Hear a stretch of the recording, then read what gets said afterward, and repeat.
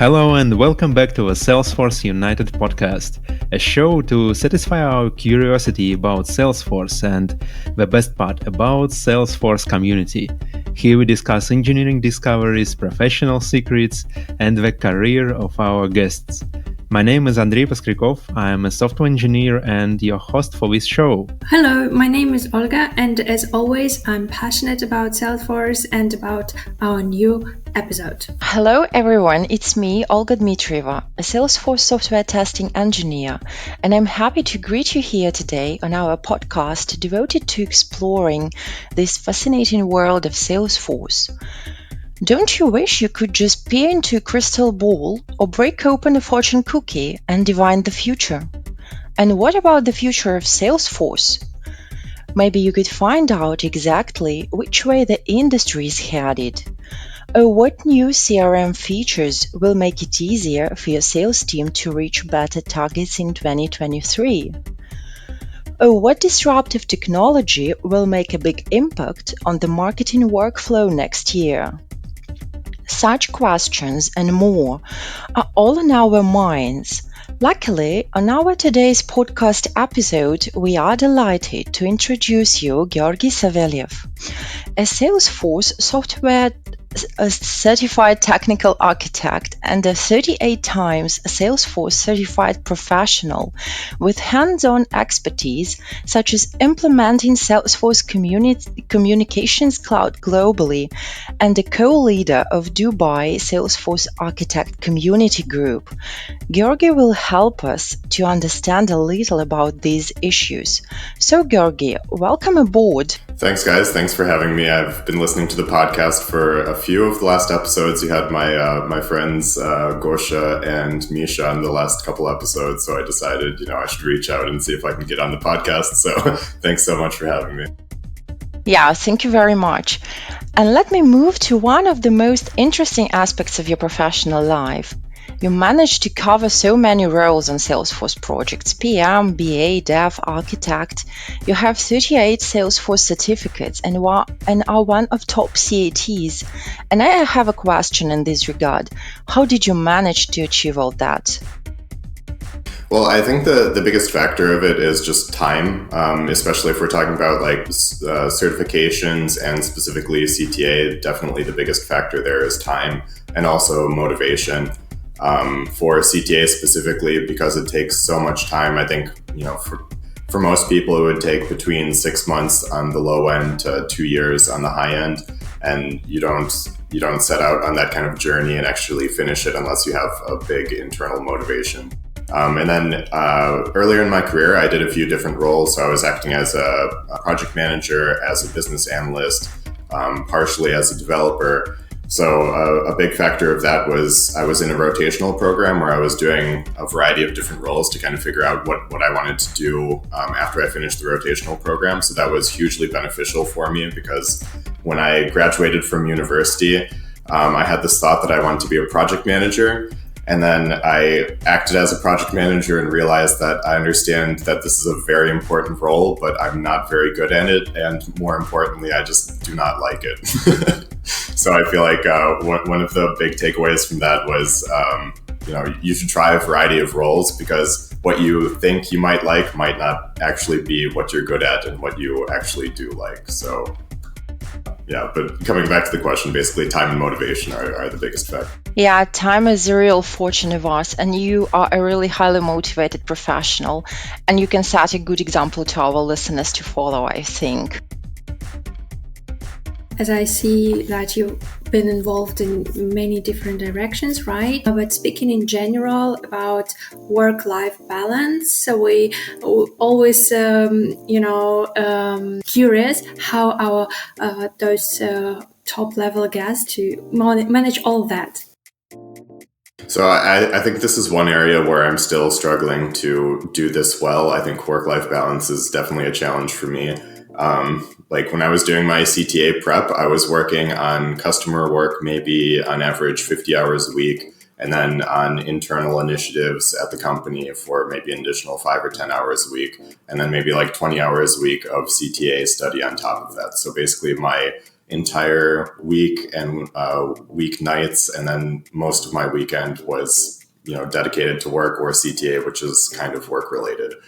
After CTA, it got a lot better. I'm not that crazy loaded, but I think this is a challenging aspect that I don't really have a good answer for. I feel like the most important thing is there's this concept of say-do ratio, that if you say something and you commit to doing something, then actually do it. Don't say that you'll do something and then not actually do it. For me, this is very important. So if you know that you're not going to be able to do something at all because you don't have enough bandwidth, make sure to just say no up front. Or I don't know, if you committed to something but realize you're not going to be able to do it in time, call that out as soon as you can. For me, I think this is one of the most important things that can help with work-life balance. Like, don't be afraid to say no. It's not your responsibility to say yes to absolutely everything that comes across your plate. Prioritize the important things. When you do say yes to something, make sure that you actually deliver it. So I think work-life balance is a challenging thing, and maybe if we have another podcast in a few years from now, we'll have a better answer for you. Got it. Thank you. And on the other hand, it makes you very reliable, right? Because when people know you say yes, it means you will do it. So that's a very cool tactic. Thank you. Georgi, and as far as we know, you specialize in industry cloud, communication cloud in particular. And what solutions does Communication Cloud provide for common industry challenges? What is it all about? Yeah, this is one of the things I really love, and I think this is one of the very, very cool things in the Salesforce space as of the last few years. So when I entered the Salesforce ecosystem, there was a system called 𝐒𝐚𝐥𝐞𝐬𝐿 that was very popular, and one of the strategies behind 𝐒𝐚𝐥𝐬𝐿 was different industry verticals. So there was a 𝐒𝐚𝐥𝐬𝐿 product that was specialized for like healthcare, for communications, aka telco, for other different industries as well. When Salesforce started out, it was a horizontal platform, so it was just a sales CRM, a generic sales CRM that wasn't industry specific, and then there was a service CRM that again was not industry specific. So in 2018, I joined a company called Velocity. They built industry specific solutions, and in 2020, they were acquired by Salesforce. And then with this acquisition, I think Salesforce shifted the strategy a little bit to be more industry specific. And to me, it felt like kind of a replay of the whole 𝐒𝐚𝐥𝐬𝐿 story of having these industry specific verticals. So that's kind of a bit of the background about industry cloud. So there were some industries that started in Salesforce organically prior to the Velocity acquisition, like financial service cloud, health cloud, and then there were other industries that came in through the Velocity acquisitions, like communications cloud, and I'm working specifically on communications cloud for the past 5 years or so. For all of these different industry clouds, they, I would say, have maybe 3 different components. So all of them will have a industry specific data model. The power behind this is that you standardize on one specific data model. There's kind of a preset data model that you should leverage. And the data model is so fundamental, it will impact every other area of the implementation, integrations, sharing, governance, everything. So having a good, a good data model that has been vetted by industry experts and has stood the challenge of time is super important. That's one aspect of it. Another aspect is most of the industry clouds nowadays have Omni Studio. Omni Studio, you can think of it as a kind of a more feature-rich version of Flow. It's an automation platform. Majority of them nowadays have Omni Studio. My guess is that all of them will have it someday in the future. And then the last piece of it is the industry-specific components that are built out. So in communications, specifically, we have Industries CPQ, which is different from Salesforce CPQ, if you've heard of that. There's Industries Order Management, which is different from Salesforce Order Management, if you've heard of that. And then there are a few other components like Contract Lifecycle Management, Digital Commerce, etc. So basically, they're kind of like three additional major pieces to it. The data model, Omni Studio, and then some industry-specific components that will differ a lot industry to industry. Thanks a lot for such an interesting discussion and the background information. And now we have the idea of what this direction is about, and we can move further to the discussion of Salesforce World. Yeah. My favorite questions about future. Georgi, you mentioned that kind of shift in a strategy of Salesforce when Salesforce paid attention to industry clouds. What do you think about what trends do you see in the Salesforce world these days? I had the feeling that Salesforce was really putting a lot of effort into industries, and I feel like that's continuing to happen. But with what's been happening at Salesforce, the company, in the past 6 months or so, maybe that's changing. I don't really know. I left the company about 8 months ago, so I don't really have any like insider information, by the way. But this is just my personal feeling. It feels like perhaps things are changing, but there does seem to be a bigger focus on industries. And then in general, the big announcement at TDX this year was Einstein GPT.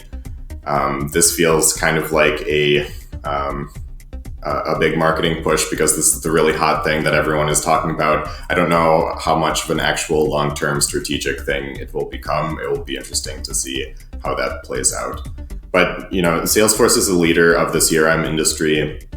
I don't really see any serious contenders that are potentially dethroning Salesforce as the number one CRM in the next at least 5 years. Maybe 10, 15 years from now, something will happen.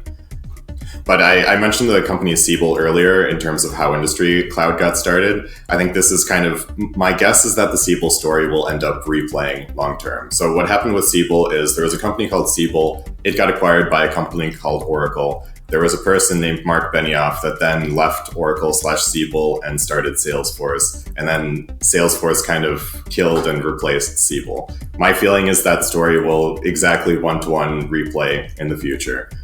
Basically, Salesforce is playing the role that 𝐒𝐚𝐥𝐬𝐿 had. The question is, will it get acquired, or will Salesforce itself basically become Oracle? And then who will be the next, who will be, the Salesforce 2.0? I really have no idea. I haven't heard of anyone that I would seriously consider for that position. But my guess is that cycle will repeat. It's just a question of when will that happen and who will be the replacer.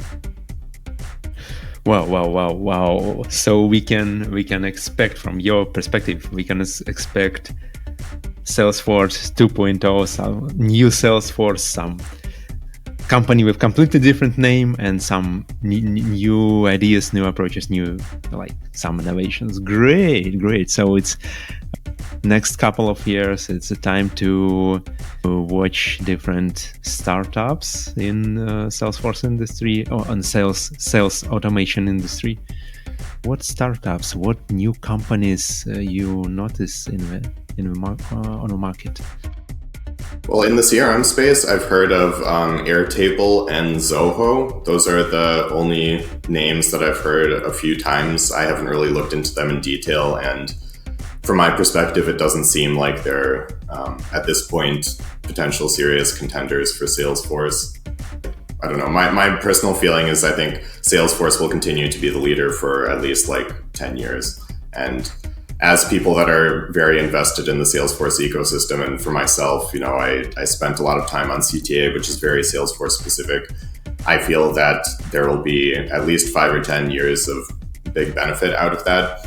And then when Salesforce does someday get replaced by a different system, I think, again, the same thing that happened with 𝐒𝐚𝐥𝐬𝐿 will happen to us. So when I started in the ecosystem, a lot of people were former, 𝐒𝐚𝐥𝐬𝐿 developers, architects, consultants, and they were moving over to Salesforce because a lot of things are similar. A lot of things translate really well. I think that exactly the same thing will happen when Salesforce 2.0 comes out. A lot of the ecosystem will just gradually shift over to that next platform, whatever it is. So I'm personally not really concerned about the future for us as Salesforce professionals. I think it will just naturally progress to whatever the next evolution of it is. Yeah, absolutely. And even we will have some new platform. 10 years is enough to make our next career step. But let's dive into it. And I want you to kind of decode for our listeners, how can these changes affect people, like professionals, hundreds of thousands of professionals working with Salesforce platform? I think the biggest impact is what I described, that eventually someday we'll have a shift to some other platform, and then people will need to first identify that shift is happening and then try and get on board onto that next platform. But I don't think that there will be a huge challenge moving over. Like, if my theory is correct that the 𝐶EVL story will be replayed, it will be very easy to learn whatever the next Salesforce is. So I'm personally not too concerned. I think it will be more or less a seamless transition. I think the hard part will be identifying what could potentially be the replacement someday in the future, and then trying to get on board that early on in the process. Because there's the risk that you make the wrong choice, start shifting over to some other platform, that other platform goes out of business, or for whatever reason, doesn't become a serious contender in the space. And then you've kind of missed the opportunity and also wasted your own time of, 6 months, a year, whatever, that you were learning that other platform. So I feel like being an early adopter is great, but then there's the risk that you are an early adopter of the wrong thing and then you kind of wasted your own time. So I don't know. I'm not too concerned about it. I feel like it will be pretty easy to identify when that shift is like gaining critical mass, and you see a lot of people from the ecosystem shifting over to something else. Yeah, got it. Okay, but speaking about the Salesforce ecosystem, I think you said you bet on the industry cloud skills and knowledge about different industry clouds.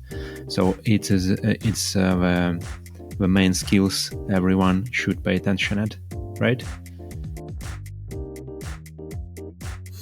I wouldn't say it's like the main skill that people should pay attention to, but I would say the market for people with just sales and service cloud experience or just platform experience like Apex, LWC is pretty saturated. Pretty much anyone that works in the ecosystem knows Sales Cloud, Service Cloud, the core platform. In my opinion, everyone should pick some kind of niche. So this can be some specific product or maybe some area of the product. I don't know, maybe you're like a super DevOps expert and that's your specific niche. Or like for me, my niche is Communications Cloud in the communications industry. I feel that everyone in the ecosystem should find a niche beyond just sales, service, and platform, because those are really saturated. So in my opinion, that's where the key focus for people should be. That's interesting, as I'm just learning exactly sales and service clouds, so probably way more to learn in the future, which is a bit scary, but interesting as well. And in terms of the phenomenon of low-code tools, is it true that they are growing right now in popularity? In your opinion, will this popularity reach its peak, or we will see more and more technologies like that to appear? So Salesforce has made a lot of investments in Flow recently. I saw at TDX there was a really cool session of flows with reactive components. So what this means is that within a flow, within like a step of a flow, you can have one component that will influence a different component. So maybe you have like a checkbox that will show or hide a different component on the page. So maybe you have like a checkbox that shows or hides like a tax ID number or something like that. Basically, flows are becoming more powerful, and if you see the marketing and the ecosystem around flows, it's like everyone is talking about flows, how great they are. I think that there's this misconception that low code or no code is easy, and you don't need a engineering background to be able to build with no code or low code tools, which I don't like. I think that is a huge misconception and is fundamentally incorrect. If you look at a complex flow, like if you've seen it on LinkedIn, people post a screenshot of a flow with like 1,000 different components and lines going everywhere. Does that look easy? I think fundamentally for a complex requirement, whether you build it with code or whether you build it with a low code tool, you need to have engineering concepts. You need to understand what is a for loop, what is a variable, what is DML, SOQL. Even if you're not actually writing code, you need to understand these concepts, because low code tools ultimately under the hood will be, doing those things, even though you're not writing code. So Yeah, that's kind of a misconception that's a bit annoying. But I think the really good thing about no code or low code and the shift to it is it makes the barrier to getting into this ecosystem much smaller. Like, one of the things I really liked about Salesforce was, for me, coming from a Java background, like in high school, I took a Java class and I was able to very quickly learn Apex. And for me, it was very easy to get into the ecosystem because of that. I think because for simple use cases, no code and low code is very easy to learn. It makes it easy for someone that's, fresh out of university or kind of shifting into a different career to jump into the platform and immediately be able to add value for simple use cases. But again, for complex use cases, you still need to have those complex concepts, and you shouldn't underestimate it. But I think that's really the power of no code and low code. It resists the barrier of entry into the ecosystem. And as for Salesforce developers, should they be afraid of low code? And maybe you could advise what to concentrate on as a pro Salesforce developer. Yeah, that's a really good question. So I think as a developer, you should know all of the no code and low code tools and know when to select code versus when to select one of these no code or low code tools. Because your customer has purchased Salesforce. One of the key value adds of Salesforce is that it has so many rich no code and low code capabilities. Your customer didn't purchase AWS where they need to write everything with code. You should also adopt that mindset. If you have a requirement and you can solve it with no code or low code and there aren't any major downsides, then you should solve it with that, even though you can do it with code. And I see that a lot of developers newer into the ecosystem, as a developer, you probably got into this career because you love writing code. And so it's kind of a mindset shift that you should actually pick the no code, low code option if it's the best option. And you should pick the code option if it's, more maintainable, more performant, more scalable, whatever. But I see a lot of developers always want to go with the pro code option. And just don't fall into that trap. And if you really want to go always pro code, maybe you should reevaluate if Salesforce is the best ecosystem for you. Okay, and I would like to shift to the topic of GPT Einstein. You have just talked about it, and I would like to talk about the way GPT Einstein can transform the world, in your opinion. What do you think this technology can do in general and also in context of Salesforce? The demo around Einstein GPT during TDX was really cool. If I recall correctly, it was someone submitting a case through a web channel or something. The sales agent would see the case in the service console, and then Einstein GPT was looking at the previous cases, looking at other data inside of Salesforce, and then pre-creating the responses. It would show a response in terms of an email with 5 paragraphs or something, and then the agent could say, make it less formal so that it fits the company's culture a little bit better, because you're like a cool startup, you don't want to use super formal language. So they were able to just reply back saying, Einstein GPT, please make it less formal. And then it rewrote the email, but in less formal language. I think something like that is super cool, where otherwise the service agent would need to think about it, type out an email that would probably take 5-10 minutes. Maybe they would also have to research some things that would take an additional 20 minutes. So maybe that whole email would take them 30 minutes or an hour. With Einstein GPT, they get a very good template that they can then modify. Maybe they just do some tweaks. It takes them a minute or two. So I feel like that could be a huge time saver for sales and service agents to, minimize the time they need to look through a bunch of different records, do some research. It does all of that for them. They just sanity check it, make some tweaks, and there you go.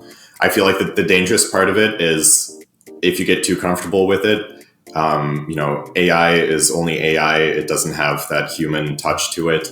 It might be looking at data and the data might tell some story, but then you might know that actually that story is incorrect because our data is incorrect, or it's looking at the wrong source because the pricing is wrong or whatever. You also need that human touch. So I feel like there's the risk that people will get too comfortable, just do whatever the Einstein GPT says, and then don't put a human sanity check on top of it, and then that will be a disaster for everyone. So that's kind of my fear behind it, and I hope that people will realize that and always add the human touch to it.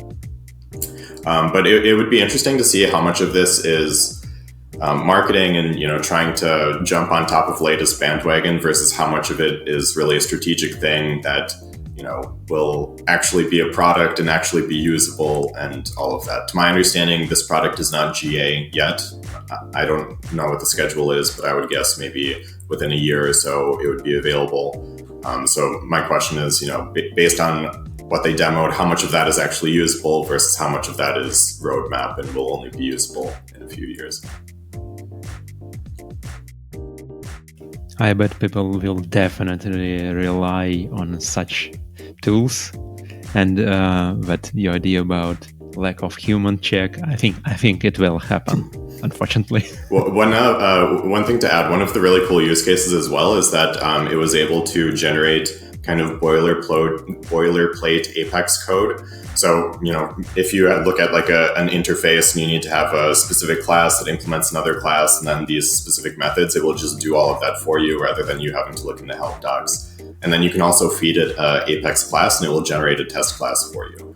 Those could be like huge time savers for not only the users of Salesforce, but also the team supporting Salesforce, where you aren't spending all that time building a test class. Again, you just get a template that you then tweak, add the human touch to, and go with. So it could be a huge time saver from the implementation team point of view as well. So I'm really looking forward to it. Just my doubt is, how fast will it come and how much of that will actually be available in the first iteration.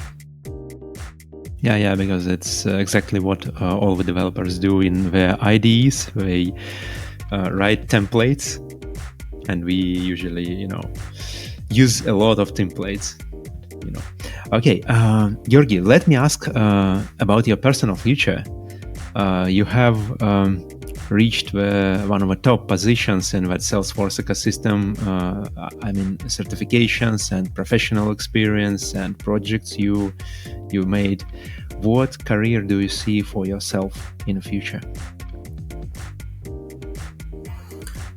Well, first of all, I wouldn't say I've reached the top. I feel like this is just, one step in a much longer journey. My goal for the moment is I relocated to Dubai. I opened a company here and I'm planning on expanding the company. Right now, it's just me basically acting as a freelancer, but I do want to expand, grow a team around me and build kind of a boutique focused on Communications Cloud. So right now, the biggest challenge that I'm having is I know all of the technical aspects of things. I generally know how you would run a Salesforce program, that sort of things, but I have no idea how to run a business. I opened a legal entity for the first time, opened a business bank account for the first time, and trying to do a job contract for people, contract negotiations.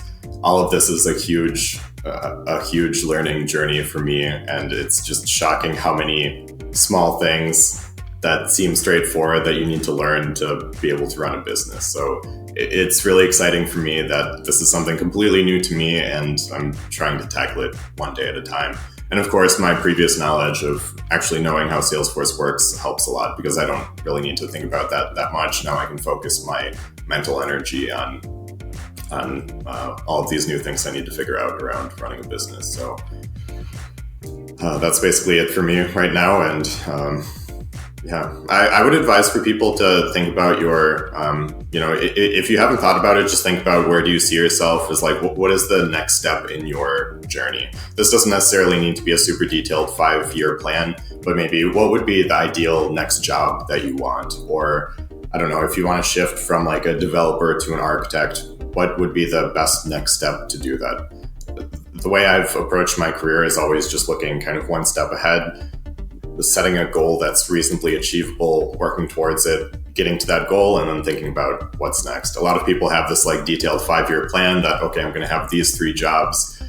I feel like it's too hard to plan because your personal life changes, the world changes. It's just impossible to plan that far ahead. So I would say, try and plan like 1 or 2 steps ahead and do your best to actually make that happen. Again, coming back to the say-do ratio, it's like the say-do ratio for what you're committing to yourself, basically. Yeah, exactly. I absolutely agree about that 5-year plans, which can be detailed, but it's just impossible to do everything in 5 years. Well, and summing up, I think, all people are shaped by something, and I'm sure our listeners would like to know more about you as a person, like who you are, right? And could you please name one book that influenced your life the most, one movie you're willing to watch over and over again, and one song that you will never skip in the audio? Or maybe you can sing that song. I'm not much of a singer, unfortunately. So this is a really hard one. Like, first of all, I don't really read often. I feel bad to admit that, but I'm just not much of a reader. When I do read, I prefer to read nonfiction books, like, I don't know, technical books. There was this great book by 𝐒𝐚𝐥𝐞𝐬𝐿 about becoming a CTA that was like really good for anyone that's interested in their CTA journey. I read the book by Mark Benioff about his personal journey, about all of the Oracle, 𝐶𝐵L, and building Salesforce. But if I think about something outside of that realm, like more traditional fiction that would influence you as a person, I feel like 1984 was an interesting one. I was just thinking about this question and trying to think what book first comes to mind, because that's probably the one that influenced me the most. And for me, it was that book. I don't want to like dive into politics and stuff, but I feel like that book is about your perception of reality. And then for me, I've lived in a lot of different places, so it's really interesting how living in different cultures will then change your perception of potentially your home reality. And I feel like that book is basically about that, and that's what influenced me the most. And I feel like one big part of my identity is the fact that I've lived in a lot of places and I'm kind of a globetrotter. In terms of movie, I would say Office Space, again, is the first one that comes to mind. So this is just a stupid comedy about corporate bureaucracy. And I feel like for all of us working in, the enterprise customer space, a lot of this is just ridiculous, but then you see small pieces of it in your day-to-day life. So sometimes you're sitting in a ridiculous meeting and you're just thinking of some scene from Office Space. So I just really love that movie. And for song, you can just name your favorite band or singer. Well, my favorite singer is Michael Jackson. I feel like this is something that, almost everyone across the whole world knows. I remember when he died, I don't remember how old I was, but I think in like around 10 or 15 or something. And everyone, like the whole world was crying because he was such a superstar and he influenced everyone's lives. I remember my parents were saying, when they were young, they were, dancing to Michael Jackson songs when they were like 20 and 25. I feel like he influenced basically everyone that is currently alive right now. And that's just amazing that one person can have such a big influence. Probably every single person on the globe has heard a Michael Jackson song before. And that's just really amazing. And I feel like he had a very good message of, people should love each other and all of that. So. Great choice. I can't but ask, you've mentioned traveling. Yeah, tell us please more about where you've been, and maybe you can even name top country you have been living and the country you felt less comfortable in. Yeah, I feel like this is also has the potential to get into, political discussion, so I'll try and avoid that. But so I was originally born in Russia. My parents moved to the US when I was young. And then I went to school there, went to university there, had my first job there. When I was when I was in my mid-20s, I was traveling a lot for work. So we were doing a global Salesforce implementation. Basically, every month we were traveling to a different country because we were rolling out across the globe and we needed to do workshops there, understand their local requirements and so on. So through that experience, it was absolutely amazing. I got to see the world. Prior to that, I almost never traveled. We went to Mexico once and Canada once, but yeah, I basically didn't see the world prior to that. And then suddenly, over a 2-year span, I went to maybe 20 countries or something. So for me, that just really opened my eyes. I always had this desire that I wanted to see the world, and here this opportunity just came up, and I got to see the world. And then each time I would go back home after a business trip, I was just like, oh, I wish I could stay longer. I wish I could see more. And then gradually I realized, okay, I think I want to just live abroad.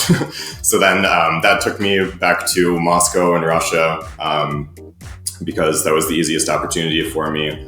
I went there, stayed there for about a year and a half. I was dating my girlfriend, who is now my wife. We got married there, and then she got a job opportunity in Amsterdam, Netherlands. So then that took us to Netherlands. I actually wasn't very excited about moving. I was pretty happy with how things were in Moscow, but yeah, that took us to Netherlands. Then from there, I was working for Velocity in Netherlands, and then we got acquired by Salesforce. There was an opportunity for me to relocate to Singapore, so that took me to Singapore. And then finally, after Singapore, we relocated to Dubai, again, because my wife got a job opportunity here, and I wanted to do something entrepreneurial, and it's just easy to do in Dubai. So I feel like through all of that, I've gotten a good global mix of things where I've gotten kind of, Western culture in the US, Eurasian culture, or whatever you want to call it, in Russia, East Asian culture in Singapore, and then, Middle East Arabic culture in Dubai now. I also spent a bunch of time in Brazil because I had a project there. I have a bunch of friends in Brazil, so I also got that Latin America culture, and I wasn't formally living there, but I spent maybe 6 months total between a bunch of trips. So I feel like I've gotten a good mix of everything. I'm just missing, I feel like Africa at this point is kind of a major culture. In terms of my favorite, I really love Brazil. Unfortunately, it's quite dangerous there, especially if you don't look local and if you don't speak Portuguese. So, for someone like me, it's pretty dangerous, but I feel like if you know how to look out for yourself, it'll be fine. But yeah, if we take that factor away, I would absolutely love living there and learning Portuguese and being a part of the culture. Just amazing place. If you haven't gone there, do check it out. And then of the places that I lived, so far I'm really liking Dubai. What I like about Dubai specifically is there are a lot of people that are entrepreneurs here, and like everyone in my circle now is, starting their own business, doing something entrepreneurial, and it's just very cool to be surrounded by that kind of vibe, and it inspires you to do better, to push yourself more, and to achieve more. And that's really cool. And I just have not found this kind of culture in other places. So I'm really liking Dubai now. We'll see what I say in maybe 2 or 3 years from now, but I think we'll be here for the indefinite, for at least the next few years, and see where it goes from there. So I think it's a great motivation to all of our listeners that if you pursue your calling and you really develop, that gives you an opportunity to travel and see the world, and hopefully everyone will have this opportunity to see what's beyond their hometown. Yeah. Thank you. Yeah, thanks so much for having me, and look forward to catching up on the next episode as well. Thanks, everyone. Thanks, Ģeorgi, for joining us today, and thanks for sharing your outlook. Yeah, it was an interesting conversation with a discussion of interesting technological issues and personal thoughts, which can inspire us to do new things and move forward in learning Salesforce, right? So, Ģeorgi, thank you very much, and I wish you all the best. Thanks, everyone. Thanks for listening. Please, if you like the episode, do not forget to like or comment, leave any reaction. And as Ģeorgi can become our next guest, just reach out. We are always happy to talk to passionate professionals and enthusiastic leaders. Bye-bye.